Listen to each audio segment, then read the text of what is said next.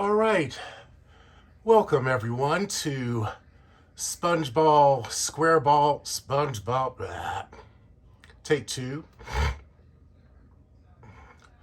Welcome everyone to the wonderful collection tour of SpongeBob Squareballs, also known as Classy Thomas.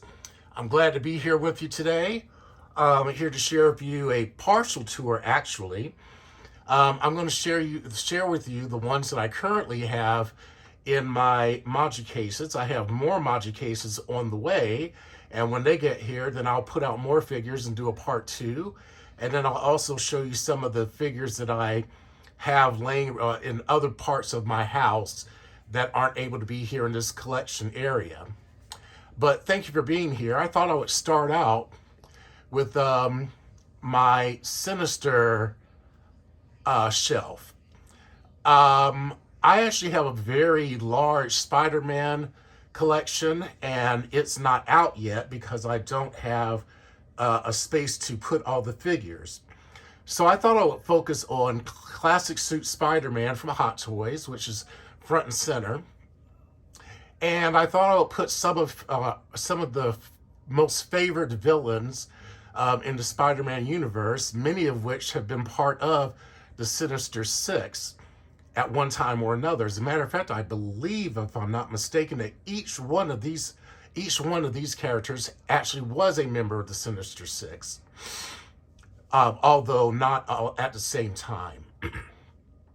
So let's start on our left-hand side and go left to right. So of course I've already mentioned Classic Suit Spider-Man, made by Hot Toys. But to the far left, we have the Green Goblin, also known by Toys Era as the Green Menace, I believe.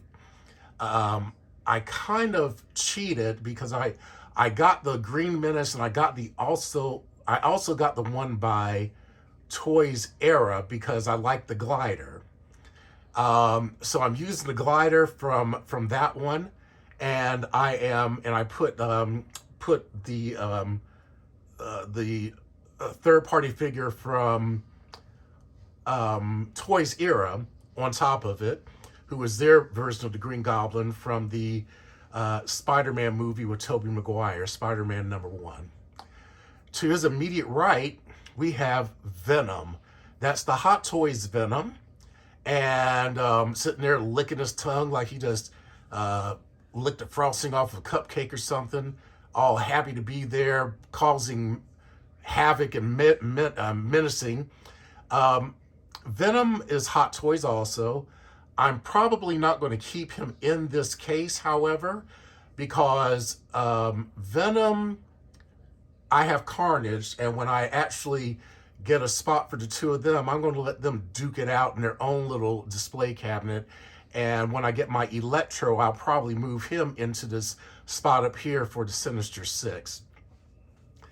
Now, to his right, we have Mysterio by Hot Toys. And an incredible figure, amazing figure. I don't think I've heard one person have complaints about this particular figure. So I'm glad to have him here in my collection. In the very back, to his right, we have a third-party figure called Sky Scavenger. I think it's made by Toys Era.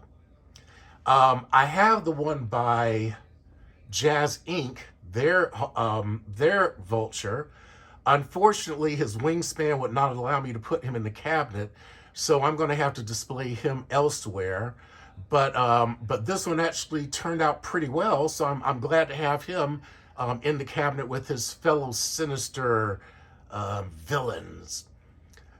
Now, up towards the front and to his right, we have Sandman. That was a third-party figure. I actually replaced the body with a Phison body. The Phison body is actually working out much better because the skin is silicone and has a lot of give to it. The sand parts are able to blend in with the skin parts a lot easier. but he turned out really nicely and he looks good in the cabinet. So we got Sandman there about to knock Spider-Man's block off if he lets him, but hopefully that spider sense is tingling right now. And then to his right, we've got the Lizard, another third-party figure. I don't know the manufacturer off the top of my dome, but the Lizard looks really good in the cabinet too. He's huge. He's got his lab coat on. He's got his vial of lizard serum, and he is just ready to rumble. He wants to cause some trouble in the night. And then to the right of him, we've got Dr. Octopus, also known as the Ock. Is a third-party figure by Toys Era, I believe. I am also waiting for them to release my Dr. Octopus from Spider-Man No Way Home. When I receive him, I'll probably replace him in the cabinet and find some other place to display this Ock or possibly sell it. But I actually really like this one because I like the articulation of those tentacles. Those tentacles are absolutely amazing. So this is the Sinister Shelf with Classic Suit Spider-Man in the house, having a good time together, right? All right, now, if you give me a moment to actually lower this, we're going to go to our next shelf, which is probably my favorite shelf because it has all of my favorite figures from my childhood, and that is the X-Men. Yes, we can never have enough mutants. So, here we go. Get the camera stabilized. All right. Now, this is a mix of third-party figures. We don't have any licensed ones here in the cap. Well, yeah, we don't have any licensed ones. Yeah, well, we have mostly third-party figures and sideshow figures, but that's all right. And then a couple of kit bashes and things made from kits. I also have a few coming that will be entering the cabinet once I get them completed. But we're going to start with what we have here. To our far left in the very, very back, we have Colossus. I believe he was made by Toys Era, and I think his name is Steel. I don't know exactly, but I'm going to go with that name for right now. But he's a great figure. He's massive. He takes up a lot of space, so I had to find a spot for him. I had another massive figure that I could not fit in there anywhere, and that was the Juggernaut. But that's all right. We'll show him at a later date when I can find a spot for him. But he looks awesome too. Now, right in front of him, we've got Quicksilver. That's a third-party figure from Toys Era, I believe. Played by, what was that guy's name? He was in the Fox universe. I can't remember his name right now. But he's there with his little Speed Silver.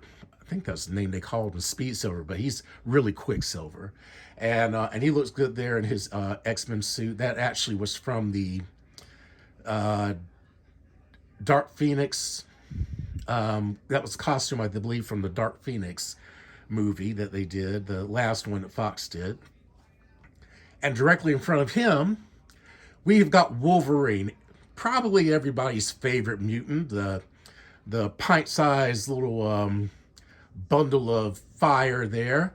That's the sideshow version of Wolverine in his astonishing X-Men costume from the comic books, looking amazing. I love this figure. The head sculpt is not the one from Sideshow. I actually had a third-party one, which to me looks a lot better, and so that's the one I went with. But Wolverine is amazing. To his immediate right, we've got the Southern Belle, Miss Rogue, also known as Anna Marie. She is a third-party figure by Toys, So-So Toys, our first So-So Toys figure that we're covering right now. And she was just recently released, and she looks amazing. I just love her. She's awesome. I think I'm gonna do like the old commercial used to say and wash that gray right out of her hair. I think I'm gonna paint it white because her hair really should be white, not gray. She's not an old lady. She's a young, vibrant woman who just happens to suck all the energy and life force out of people when you touch her skin. But that, some things you just you you can't have everything, right? And right behind her is another So-So Toys, Gambit, also known as the Cajun Gambler. He's another So-So Toys figure, and he is amazing. He has so many accessories. He has so many flame effect. I mean, not flame effects. He has so many energy effects. He's able to, in the comics and in the movies, he's able. Well, he was in a really bad movie, but what he's able to do is that he's able to charge up with I believe kinetic energy any object, and when he throws it, he can cause it to explode. So he's a very powerful mutant, and really really cool. In the very back, we have my favorite my favorite X-Men of all time is Storm. Aurora Monroe. That was a third party figure from somebody, which I just kind of chopped up the outfit to kind of try to get it as close to her original costume from the comic books. I just need her as a stand-in. I'm actually working on one that I'm going to use as a permanent replacement, but she's not done yet. But that's representing my favorite mutant is Storm. In front of her and a little bit to the right, we have Cyclops with his optic blast. That is a Sideshows figure, and he's awesome. He's also wearing his astonishing X-Men costume. They released two. They released this one, and then they released the one that's more indicative of the costume from the animated show, complete with the with his jacket, leather jacket. I prefer this one, so that's the reason why this one's actually in the cabinet. But the other one is actually very nice also. And he's actually with all of his original accessories from Sideshow and looks really amazing. Directly in front of him, taking a knee, we've got the Beast. And the Beast is by Toys Era. And the Beast is, he's a tough little sucker too. He's got his claws out. I'm also planning a redo, which is slowly in the works, but hey, it'll get there when it gets there. But he's also a really good one. He's part of the original X-Men team, along with Cyclops, Jean Grey, also known as Marvel Girl at the time, Iceman, and Angel. Angel, of course, is not currently represented here in the cabinet. Behind him and to the right with the fiery bird effect is Dark Phoenix. Now, Dark Phoenix, was a third-party figure. I bought it just for the costume. The head sculpt was pretty awful, and I just needed the Dark Phoenix costume, and I put it on a Fight Somebody. Just replaced it with a red-headed figure, mussed up the hair so it looked like it was kind of moving with flames. And then we have Dark Phoenix. I would love to at some point get a Green Phoenix and maybe even a regular Jean Grey. But yeah, so she's representing the cabinet here. She's kind of representing the naughty side, also the tortured side. But we all get it, Jean. You tried your best. You're my girl, and you just hang in there. Life is going to treat you well one day. Directly in front of her in the wheelchair, we have Professor Charles Xavier. He is the leader of the X-Men and the originator of the Xavier School for Gifted Students, Gifted Youngsters. I'm sorry, and he is basically has control of the mind. He's able to read minds and do all kinds of stuff. So he's not a psychopath. He's a psychic. Well, not a psychic either. He actually is more. Well, he's all into the mind. For some reason, my mind is going blank today on words, but that's all right. I'm still going to live my best life, and I'm gonna go along with it. So we got Charles there, proudly posing for the group picture, as they all are, because this is why they're sitting there posing. They're here for a group picture. Now we're going to start with the next half of the cabinet, but we're going to start at the very top with the white outfit. That is Emma Frost, the White Queen from the X-Men. She started out as a bad girl. She was part of Hellfire Club, and she's still kind of. I'm not going to say she's evil.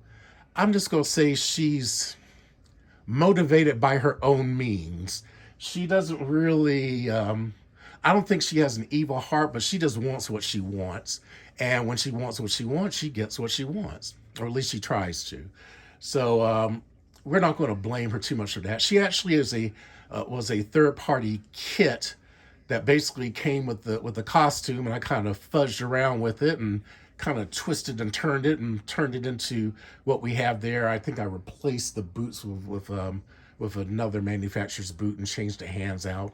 But we have Emma Frost here looking amazing. Directly next to her is Psylocke, also known as Betsy Braddock or Revanche. And Psylocke, and I'm since that one came uh, from the X-Men Apocalypse movie, I'm gonna call her Psylocke. I don't know if she is actually Revenge right there, or she's actually Betsy Braddock. There was a whole storyline where Betsy Braddock was a blind psychic mutant, and she used her psychic abilities to be able to navigate the world. She could kind of see using her mind. She was kidnapped by Mojo, which I hope is going to be one of the first villains that the MCU demonstrates, as Mojo is all that. He gave her bionic eyes and used it to kind of be able to see the world, because he and all of his beings like him were fat, slovenly type of kind of beings that basically like to watch other people, almost like reality television. And so you could call him the producer. And so he basically hijacked her body, put in some new eyes, and kind of used her for things like that. And he got into other mischief and he was involved in all kinds of shenanigans. But that's her in the very back. Directly in front of her, we have Magneto. He was the very first X-Men villain. He appeared in the very first episode of X-Men, I believe. And, he controls magnetism. This is a Sideshow's fixture. Oh, I'm sorry. And the Psylocke was from Toys Era. But the Magneto figure is from Sideshow. Probably one of my favorite Sideshow figures that they produced. Everything that came with the figure, the alternate head sculpt, the extra hands, everything that they did with that, I was very, very happy with. So this is actually one of my favorite figures by Sideshow, but they did a great job. Directly to his left, we have Cable. Cable is from the future. I'm not going to try to recant his history because I get so confused with Cable. There's so many. Basically, he's related to Scott Summers, Cyclops, and Jean Grey, Phoenix, Marvel Girl, and whatnot. Um, I his history to me is so convoluted, and I can't really keep up with it. But this is a Hot Toys figure. I think he's the only Hot Toys figure. Nope, he's not the only one. I'll get to the next one in a moment. But yeah, he actually appeared in the Deadpool 2 movie, and played by Josh Brolin. and did a good job. They did an excellent job on this figure. I know a lot of people had complaints because they thought his body was too thin, but when you this is not a figure that was intended to walk around to be shown shirtless. He was meant to be geared up of all of his stuff, and so to me, I can't tell the difference. But I think he looks amazing, and he looks amazing in the cabinet. Now, sitting on the floor right in front of him is the Merc with the mouth, everybody's favorite bad boy, Deadpool. Deadpool is also a Hot Toys figure. I think this is Deadpool 2. And so he and Cable came from the same movie. And so, yeah, they were. He's a naughty boy. He shows up everywhere. Don't be surprised if Deadpool, when I'm doing future tours, if Deadpool or another iteration of Deadpool shows up in a cabinet with some other figures, because he's always breaking the fourth wall. So he's probably going to show up in places that he oughtn't, because that's just his thing. That's what he does. And he does it very well. Now, moving to the far right, in the very front, we have Nightcrawler. This is a third-party figure from Toys Era, and he is basically a mutant. His mutation caused him to have blue skin, 2 digits in a thumb, and then 2 digits, 2 toes in the front. He also has a tail with a spade on the end, and he's able to teleport himself. As well, he also was raised in a circus, so he's an acrobat. He when he teleports, he leaves behind a brimstone smelling. I don't know if I should call it an aroma or if it's an odor. Um, Probably smells like eggs or smells like farts, but whatever. He can't help it. That's his mutation.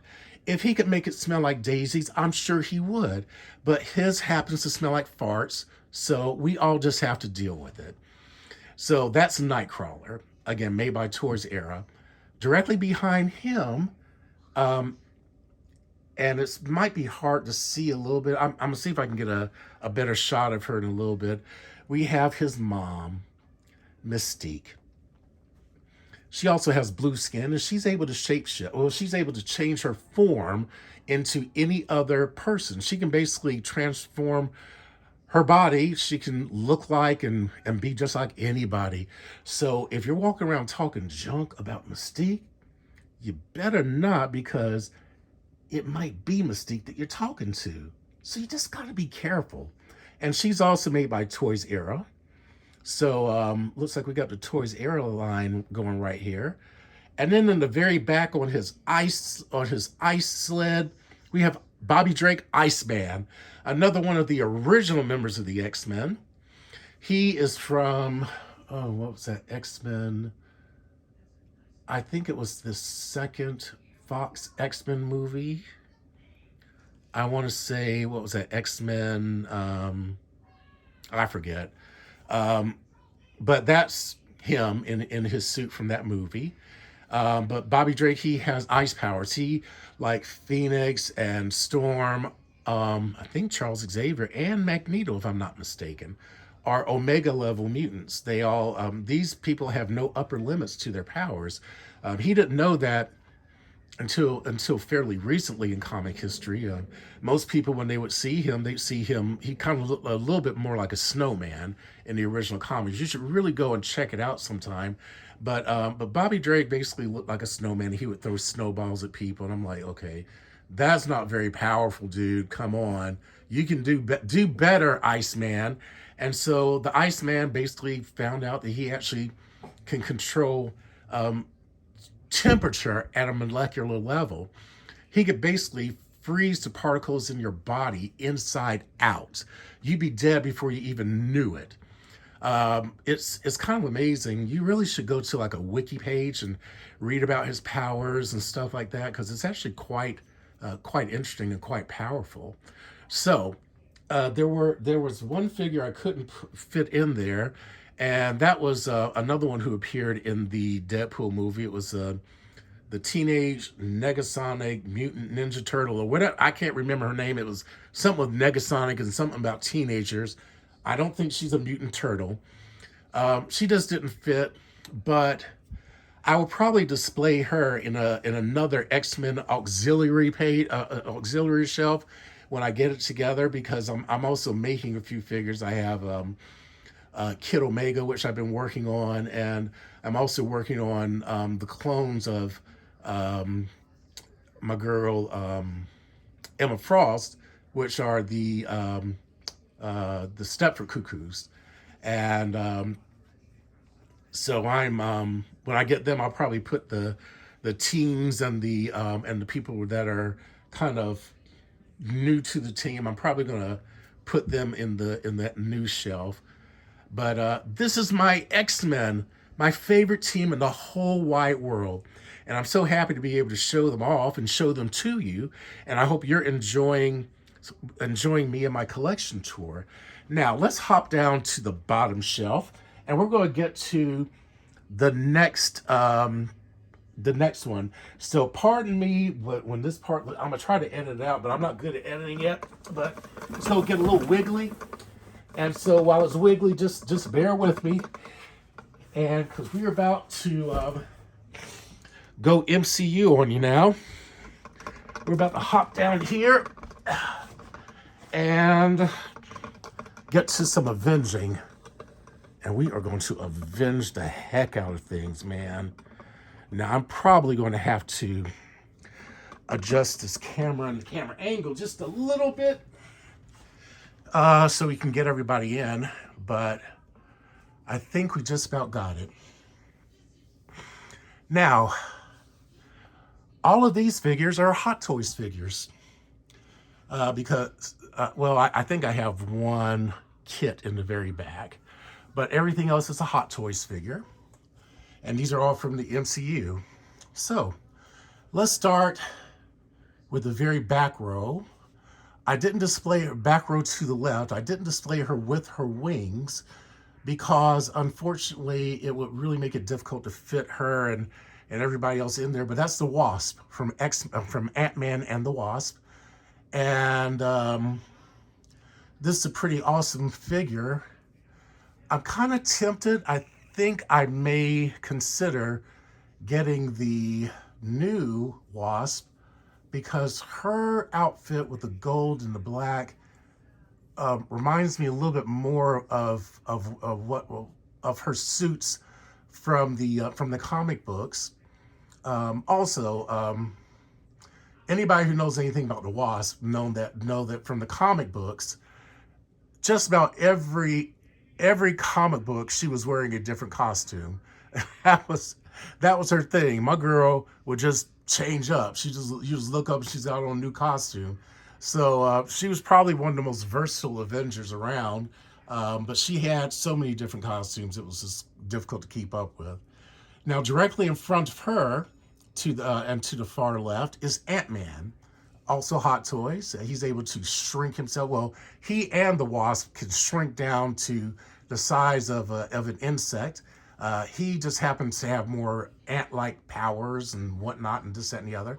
He's able to retain his strength and everything in the small size as he is able to do in regular human size, as I recall. And the Wasp is able to sprout wings, and then she's able to fly like a little wasp. And she also has a little stinger. I think they call it the Wasp Sting or something like that. Now, in the very front, we have Pietro Maximoff. That is Quicksilver. Now, like the Quicksilver above in the X-Men, Quicksilver was, I guess, from more the Fox universe, so I would say from the comic books, was actually he and Wanda were originally presented as Magneto's children, and they, along with the Frog and the Blob, made up the Brotherhood of Evil Mutants. So here, he and Wanda were just two people that they called DC says metahuman, Marvel called them enhanced beings. So I think that was it the Mind Stone or I forget which stone it was. Was it Reality Stone? Well, whichever stone it was, it basically enhanced her powers, Scarlet Witch. But I think it also was implied, they didn't actually, I don't think I recalled the movie where they actually said specifically, but they did say that the twins were the only ones that were able to survive the experiments with the stone. So I'm going to assume that the stone from the MCU were the ones that basically gave them the powers that they have.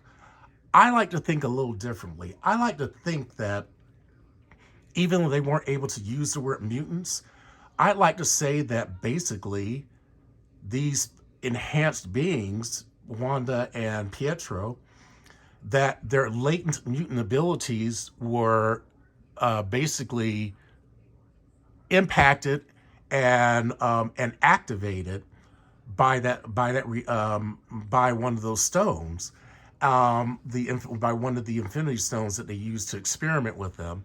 So that's the history I'm going to go with because that's what I believe in my mind. I could be wrong, but I'm probably not because I believe it and what I believe goes. So that's what I'm saying. It's my collection. I can think what I want. So directly behind him, we have the Vision. The Vision is, of course, was created by, in the comic books, I believe that the Vision's body was created by Ultron. But in the MCU, wait a minute, who did Tony Stark? No, that body was created by that lab, by that doctor. I can't remember her name. And then Ultron stole the body because he wanted to implant his consciousness into this, what he called that perfect body. And so he wanted the Vision. Of course, the Vision was in the MCU was implanted with Jarvis and kind of got his own reality. But he's able to phase through items. He also is able to use the stone that's in his forehead to blast people and hit them with those rays and whatnot. So that's him about the Vision. On the very back row, we have, and a little bit to the right, we've got the Scarlet Witch. Scarlet Witch basically is able to utilize chaos magic and is able to kind of warps reality, I guess is a easy way of saying it. I'm not sure if it's the most accurate. She has a very difficult power set to define because in the MCU they have her with the ability to read minds, which I don't recall that was ever a power of hers that existed in the comic books. And being that there are so many psychics in the MCU that are mutants, I really wish they had not done that. But hey, what's done is done. But her character is still a badass, so I'm not going to say anything bad about Wanda because she might come for me and zap me with her chaos magic, and we do not want that. I want to stay just like I am, Wanda. Please don't zap me with the chaos magic. Oh boy, I feel better. I got that out of my system. Now, in front of her in that beautiful blue armor is Pepper Potts in the rescue armor. It's one of the Iron Man armors that Tony Stark made for Pepper. That is a Hot Toys one. Well, they are all Hot Toys. I'm sorry. The Wanda is the one that is the one I had bought from a kit and put her together. But yeah, the armor for Pepper is really awesome. And what's great is that it is die cast. When I first got the box and felt how heavy it was, I was like, man, what is in here? But yeah, that die cast made the figure so heavy, and I love it. It has weight to it. I mean, it really makes you think that this is armor. So I don't hate it one bit. I love it. I love it. I love it. I love it. Now, in front of her and a little bit to the left, we've got Iron Man. Iron Man, of course, Tony Stark. Let's see. What is the song from the old Iron Man comic? The old Iron Man cartoon. Tony Stark makes you feel he's the coolest cat with the heart of steel. Yet Iron Man, all just ablaze, he's fighting and fighting with repulsor rays. Oh, I love that one. But yeah, that's him. He has his repulsor rays. He has his armor. Now, I'm going to be honest with y'all. Okay, all y'all out there in YouTube land, I know this is probably not the quote unquote right armor, but guess what? It's in my collection. It is the armor I want up in here. He has so much armor that I just got one when I got a good deal on it. So, but you still know it's Iron Man, so I don't care if it's not the right armor for Infinity War or whatever. It is the armor that I want to display, and I like it. So that's Iron Man. Now, on his kneeling, taking a knee there like he was at football practice, is Hawkeye. Okay? Hawkeye is basically shoots arrows. And he's got these little cool tips, like one can blow up something, or one can do this, or one can do that, one can cast a net. He's pretty cool. I like Hawkeye. And Hawkeye, you know, I mean, what can you say? He shoots arrows. I mean, I can't say too much more. Played by Jeremy Renner, of course, who really did a great job portraying that role. And I love having him in my collection. So there we got. Now, to his right is one of his best buddies, Natasha Romanoff, also known as the Black Widow. She also doesn't have powers necessarily, but she is she was trained in the Red Room in Russia, and so she's got like the ability to fight. She's a I'm not gonna say a terrorist, but she's a what do they call that? She's like a spy, and so she's got all these spy cool things. She's also has these little blasters, the Widow Sting, I think, that she can blast with. I don't see them on her here. Well, maybe she does. But Black Widow, she's able to fight, and she can bust up a face. I mean, I'm telling you, don't mess with Black Widow. Black Widow will, she'll bust up a face. And of course, Scarlett Johansson was playing her and did a good job. I wasn't sure, to be honest with you, about Scarlett Johansson when I first saw her. I think I didn't see most of the Iron Man movies. I started with Captain America. And so the first time I saw the Black Widow was in the first Avengers movie. And I wasn't sure, but I'll tell you what, she won me over. And so I'm really glad. I think she really did a great portrayal of that character in the movies. Now, directly behind her is Bruce Banner first, and then the Hulk. Hulk smash! You know, Bruce Banner, of course, you know, he had his eyes on... she went and recruited him in the MCU, and I don't know, I think he was trying to get some of that butt. He saw her in them tight pants, and he said, I think I like that. But, you know, he knew he was a monster. I'm assuming that anything that puts him under stress could cause him to go Hulk. And I'm assuming that's the reason why he said we could never have children. I don't know if it's because he had that giant Hulk sperm ravaging her body, or if he thought in the middle of sex that he might immediately turn into the Hulk and kind of mess her up or something like that.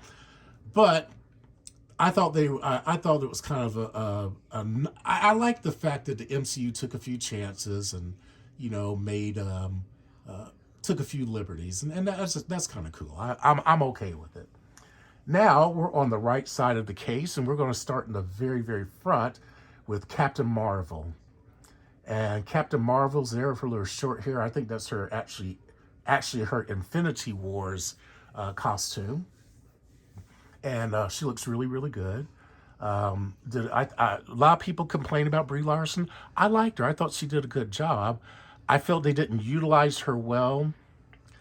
I also kind of had a problem with the fact that she was portrayed as the one who's going to come in and save the day.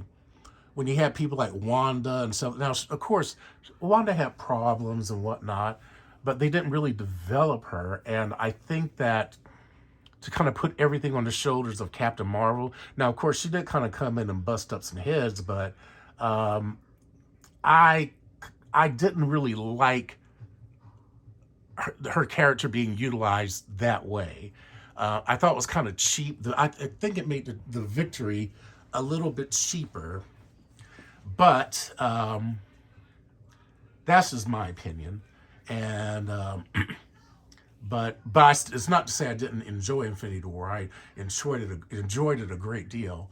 But yeah, I just kind of, that's my only complaint, is that I think they either should have introduced her and had her more involved with the team than just coming in to save the day. Even though Tony was the one who at the end saved the day by getting the stones off into his own little personalized gauntlet and snapping. But yeah, I think they put too much on her shoulders. But that's just me. Now, to the right of her is Captain America. Now, I know everybody looking at the video says, that is not Chris Evans, and you are correct. That is the Sideshow version, which I love. And I wanted him to be on display in my cabinet, so I put him here. I actually have a couple of the Chris Evans Captain Americas. And I may actually, well, actually, I think that because I got I just received my Captain America, the new Captain America, with Anthony Mackie. Why can't I remember the comic book name? I just know Anthony Mackie. And I also have the Winter Soldier from the TV series.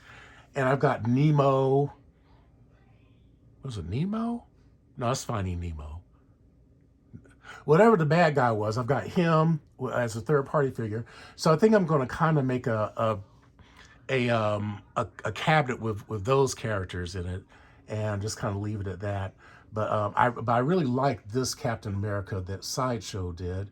To me, that looks like Captain America. That looks like Captain America from the comic books to me, and that brings me joy. So I've decided to put him in the display instead. Now, floating in the air behind him is Doctor Strange. Don't ask me which version he is. I know he's one of them, and I got the third party hands that he did when he was in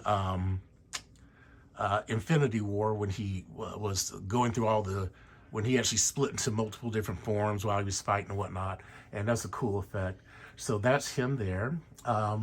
In the very back, we got Sam Wilson. That's his name, not Anthony. Well, of course, in the MCU, it's Sam Wilson, and that's him as the. Okay, now I remember Sam Wilson, and for some reason I want to call him the Raven, and I know he's not the Raven. I mean, I know he's not the Hawk. Why can't I remember his character's name now? All right, so we got Anthony Mackie there with his wings. My gosh. Maybe I should have actually written a script for this instead of winging it. But, you live and you learn. But starts with R. I know it starts with an R. It is the... what birds start with an R? Oh, man. Oh, I can't believe it. All right, that's Anthony Mackie. I mean, that's okay. You know who he is. He fights along Captain America and the Winter Soldier, and he's a badass, and now he's Captain America. So, Falcon, that's it. Falcon. That's the Falcon. That took way too long. Now, to his right, a little bit behind, we have, of course, we've got Chris Hemsworth as Thor. the mighty, not the mighty Thor, but I always say the God of Thunder. And he's pretty awesome, and also Hot Toys, but he's pretty cool. In front of him, we've got Bucky Barnes, also known as the Winter Soldier, a bad guy who was brainwashed and was a bad guy, but turned into a good guy and wound up redeeming himself, and he's a pretty awesome fella now. And then to top it all off, in the very, very front, we've got Spider-Man, Peter Parker's Spider-Man, in the suit that Tony Stark made for him,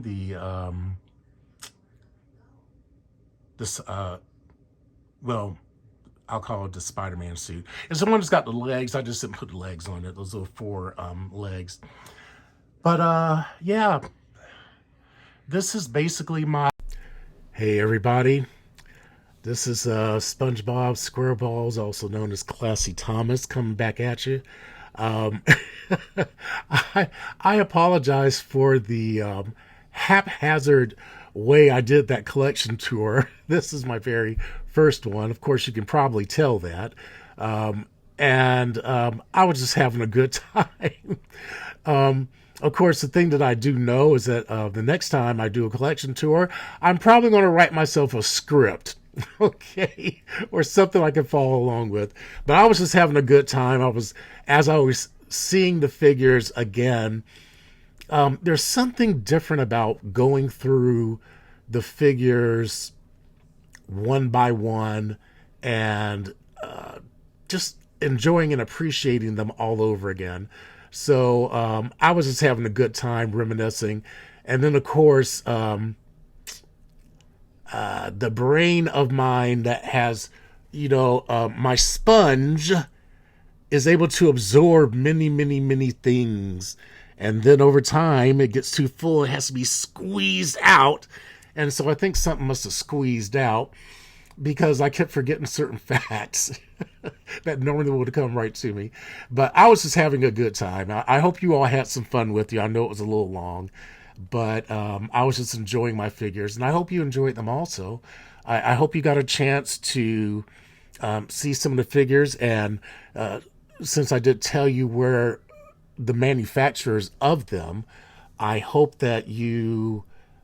if you're looking for them aftermarket or something like that, then I hope you might be able to get some of these for yourself and enjoy them as I have.